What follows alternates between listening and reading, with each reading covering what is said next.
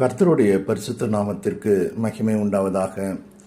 ஆதியாகமம் 12ஆம் அதிகாரம் 2ஆம் வசனம். நான் உன்னை பெரிய ஜாதியாக்கி உன்னை ஆசீர்வதித்து உன் பேரை பெருமைப்படுத்துவேன், நீ ஆசீர்வாதமாயிருப்பாய். என் அன்பு சகோதரனே, சகோதரியே, இன்றைக்கு உலகம் முழுவதும் உழைப்பாளர்கள் தினம் என்று சொல்லி உழைத்தவர்களை அங்கீகரிக்கும் விதமாக, அவர்களுக்கான உரிமையை பெற்றுக் கொடுத்த நாளாக, அவர்களுக்கான உரிமையை வென்றெடுத்த நாளாக கொண்டாடி கொண்டிருக்கிறார்கள். ஆனால் கர்த்தர் இன்றைக்கு உன்னை பார்த்து சொல்லுகிறார், நான் உன்னை ஆசீர்வதித்து உன் பேரை பெருமைப்படுத்துவேன்.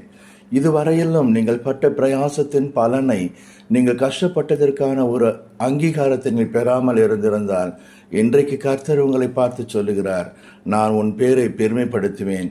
உன்னுடைய வேலைகள் யாராலும் கவனிக்கப்படாமல் அப்படியே போயிருக்குமானால் ஞாபகத்தில் வைத்துக் கொள்ளுங்கள், கர்த்தர் உங்கள் கிரியைகளை எல்லாம் பார்த்திருக்கிறார். கர்த்தர் உங்கள் காரியங்களை எல்லாம் பொறுப்பெடுத்திருக்கிறார். அவர் நிச்சயமாகவே உங்களை ஆசீர்வதித்து உங்களை பெருமைப்படுத்துவார். நீங்கள் எந்த இடத்திலே உங்களுக்கான அங்கீகாரம் கிடைக்கவில்லை என்று கவலைப்பட்டு யோசித்து கொண்டு புலம்பிக் கொண்டிருக்கிறீர்களோ, அந்த இடத்திலே கர்த்தர் உங்களை அங்கீகரித்து உங்கள் பேரை பெருமைப்படுத்தி உங்களை ஆசீர்வதிப்பார். நீங்கள் ஆசீர்வாதமாக இருப்பீர்கள். கர்த்தர் தாமே உங்களை ஆசீர்வதிப்பாராக. ஆமேன்.